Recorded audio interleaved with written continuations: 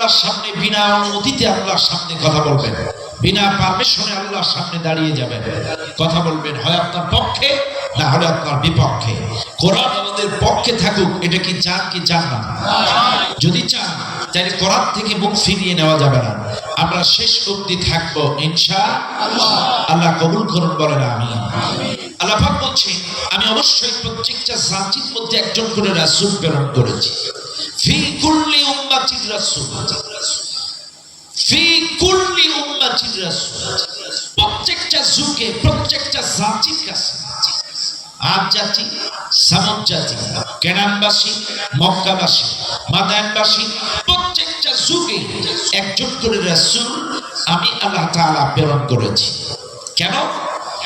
এই নবী এবং আসমানি কিতাব পাঠানোর কারণেই হক কোনটা, বাতিল কোনটা, সত্য কোনটা, মিথ্যা কোনটা জাতিকে আয়নার মতো তারা ক্লিয়ার করে দিয়েছে। আমি যদি নবী রাসূল না পাঠাতাম আর আমার পক্ষ থেকে আসমানি কিতাব না পাঠাতাম, মেসেজ না দিতাম, তাহলে এই জাতি সত্য কোনটা, মিথ্যা কোনটা বুঝতে পারতো না। এই জাতি হক কোনটা, বাতিল কোনটা, কোনটা জাহান্নামের পথ, কোনটা জান্নাতের পথ, এটা বুঝতে পারতো না। আর দুঃখ লাগে,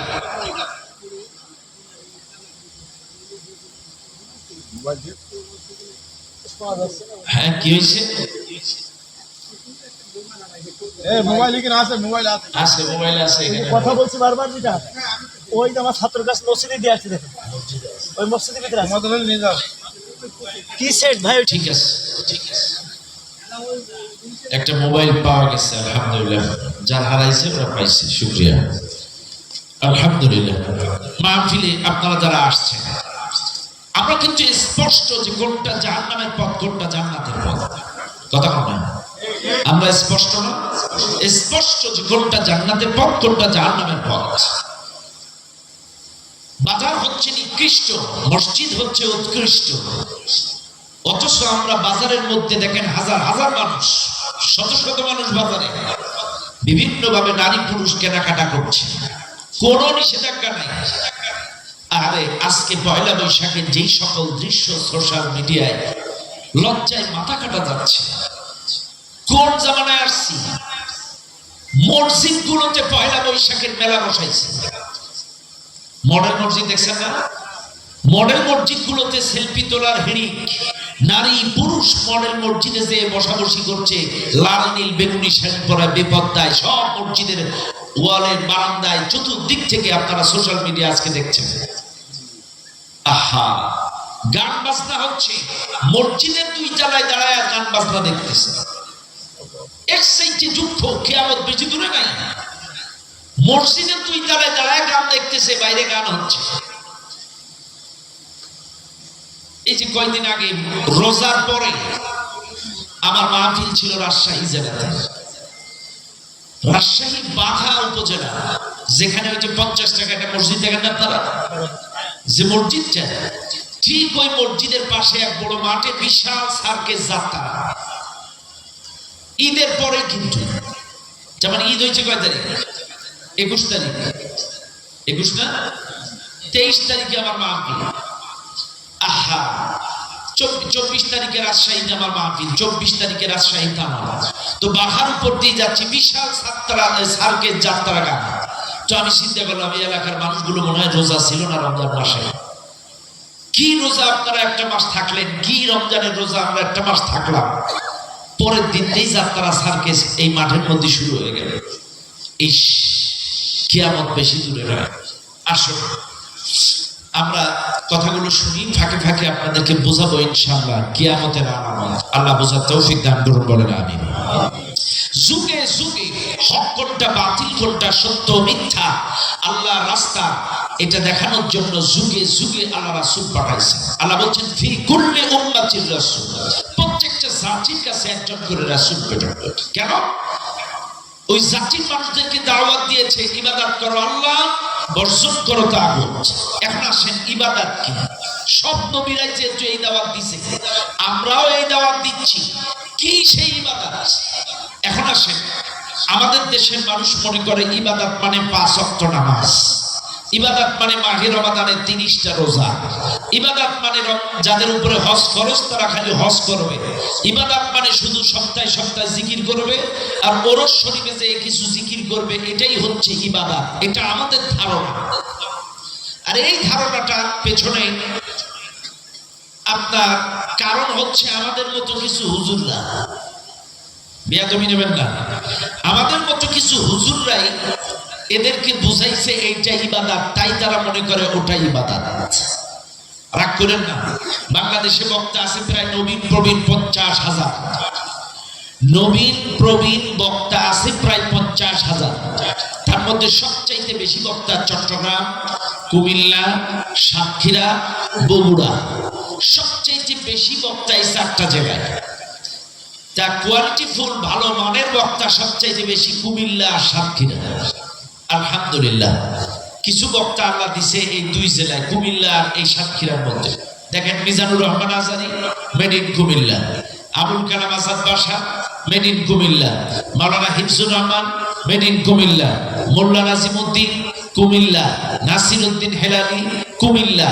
ভালো ভালো আলোচক, আলহামদুলিল্লাহ, কুমিল্লা। এরপর আমাদের সাতক্ষীরাতে আজিজুল ইসলাম জিহাদি, আমিরুল ইসলাম বিলালি, মনিরুল ইসলাম বিলালি, মোস্তফা মাহবুব আলম, মনিরুল ইসলাম ফারুকি, তারপরে মাওলানা আহমদ আলী, মাওলানা উসমান গনি, এরকম অসংখ্য বক্তা সাতক্ষীরার মধ্যে, আলহামদুলিল্লাহ। এইরকম এই কথা বলার কারণ, নবীন প্রবীণ 50,000 বক্তা, 4 লক্ষ মসজিদের ইমাম আর খতিব, আর মাদ্রাসাগুলো যতগুলো মাদ্রাসা বাংলাদেশে আছে, শিক্ষক মন্ডলী, প্রিন্সিপাল, সুপার, মুহতামিম, সব মিলায়া আপনারা যদি হিসাব করেন, আমি কিন্তু ধরতেছি যারা বক্তা 50,000, আর যারা মসজিদে খুতবা দেয় এরাও কিন্তু বক্তা। সবাই কিন্তু জুমা পড়ায় না, আমি কিন্তু শুধু আলেম করি নাই, বক্তারটা হিসাব করছি। তো হিসাব করলে দেখা যায় এই মসজিদের ইমাম ফুরফুরা, ওই মসজিদের ইমাম তাবলিগ, ওই মসজিদের ইমাম সরমনায়, ওই মসজিদের ইমাম গোনাগরকাঠি, ওই মসজিদের ইমাম দেওয়ানবাগ, ওই মসজিদের ইমাম আরামবাগ, ওই মসজিদের ইমাম আটরশি, মাইজভান্ডারি। আরে আচ্ছা ভাই, এক এক বক্তা এক এক তরিকা, এক এক ইমাম এক এক সিলসিলা। আচ্ছা কোরআন কোন তরিকা? কথা বুঝেন না আপনারা? কথা কি বুঝতেছেন? এ ওই সিলসিলার, ও ওই সিলসিলার, এ ওই সিলসিলার, ও ওই তরিকা। আসলে কোরআনটা কোন তরিকা? গ্যাপটা কোন জায়গায় লাগছে খেয়াল করেন। যে যখন মঞ্চে ওঠে এমন করে তাফসীর করে, মনে করে পাবলিক গোটা কোরআনটাই মনে হয় সর্বনাশ। আর এক তরিকার হুজুর ওয়াজ করে এমন কায়দায় মনে তুলি দিয়ে ব্যাখ্যা করে, পাবলিক মনে করে গোটা কোরআনটাই মনে হয় ফুরফুরা। আর এক তরিকার হুজুর এসে ওয়াজ করে মনে তুলি দিয়ে এমন ব্যাখ্যা করে, পাবলিক মনে করে গোটা কোরআনটাই তাবলিগ জামাতে। এখানে আর কেউ নাই, সব তাবলিগের। পাবলিক মাঝখানে বিভ্রান্তিতে পড়ে, আসলে আমরা যাবো কই? কথা বল না, ঠিক আছে না নাই? এই হচ্ছে দেশের অবস্থা। আসলে আসেন আমি একটু বাস্তব চিত্র আপনাদের ধরায় দেই।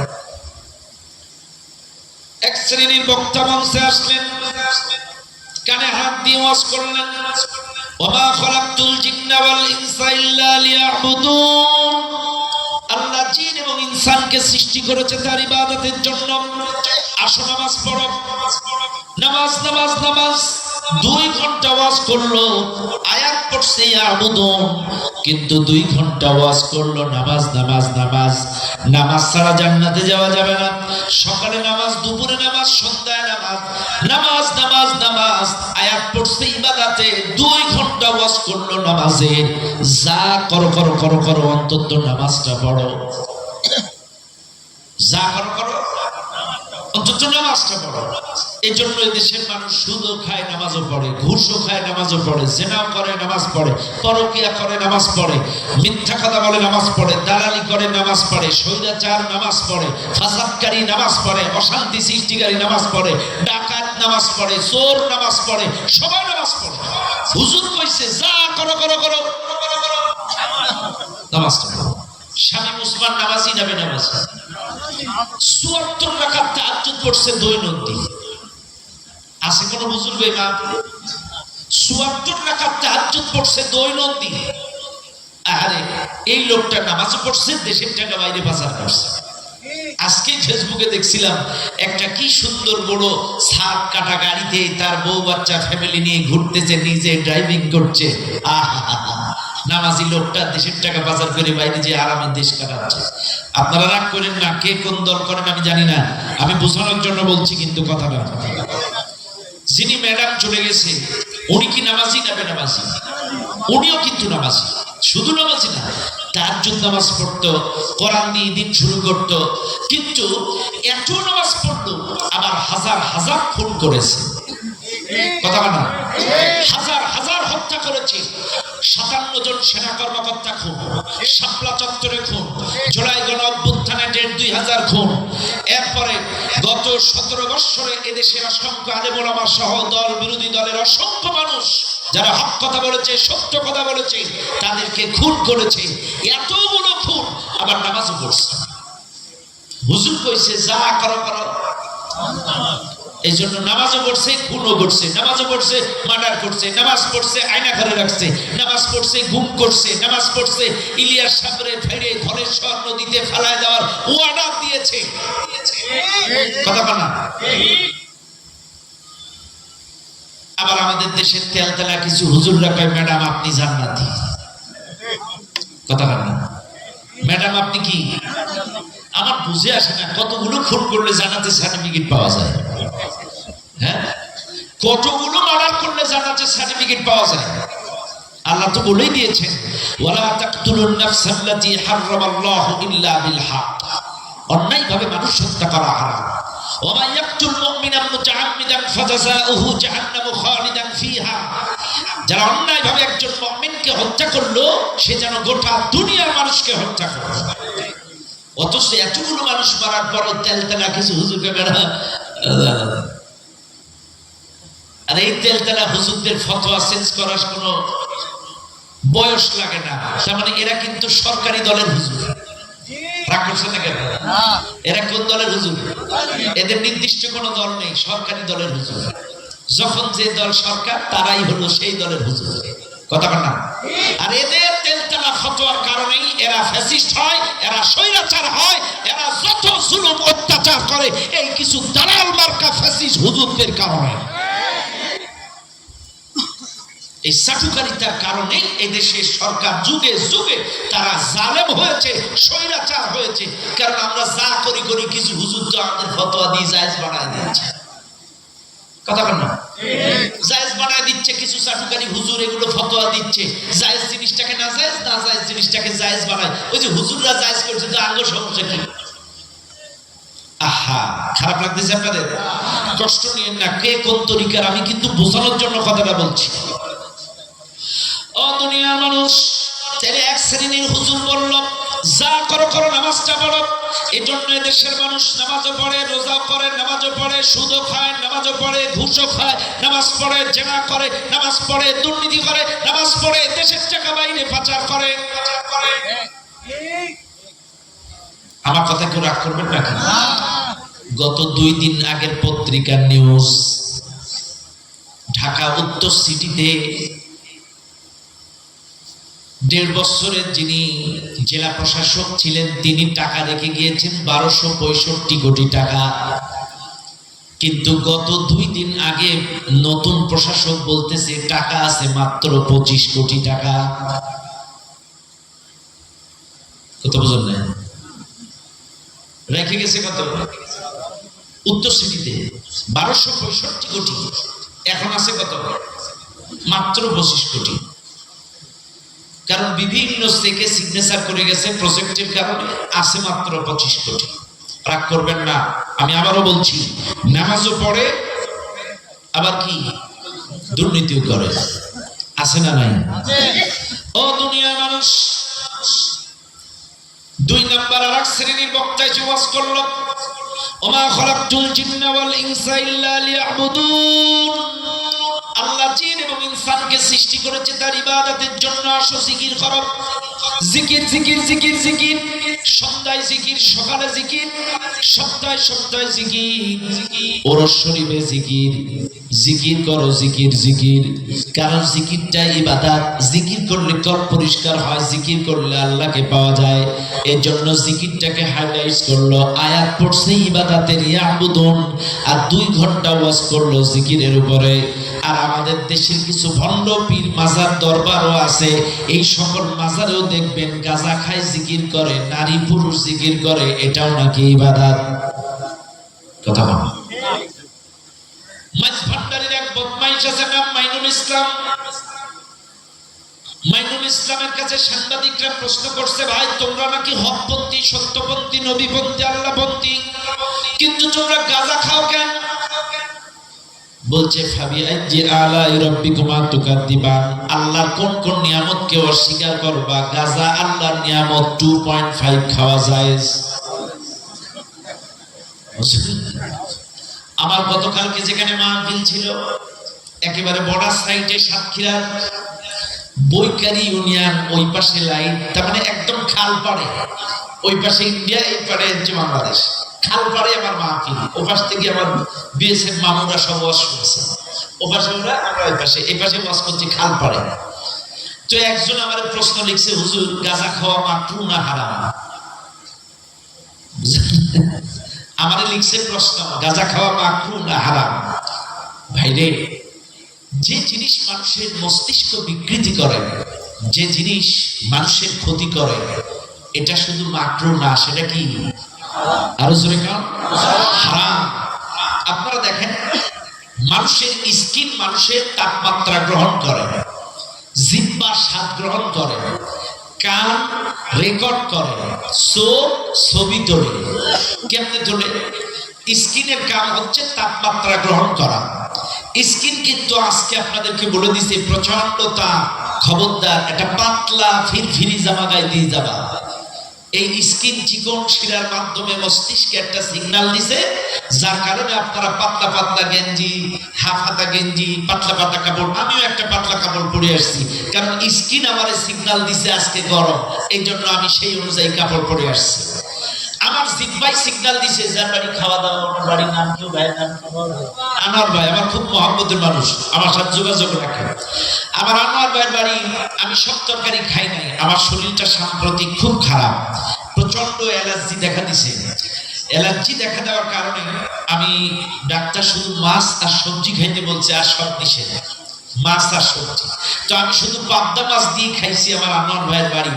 পাবদা মাছ এত মজা হয়েছে, আমার জিহ্বা চিকন শিরার মাধ্যমে আমার মস্তিষ্কে সিগন্যাল দিছে আজকের মাছটা খুব মজা হয়েছে। আলহামদুলিল্লাহ।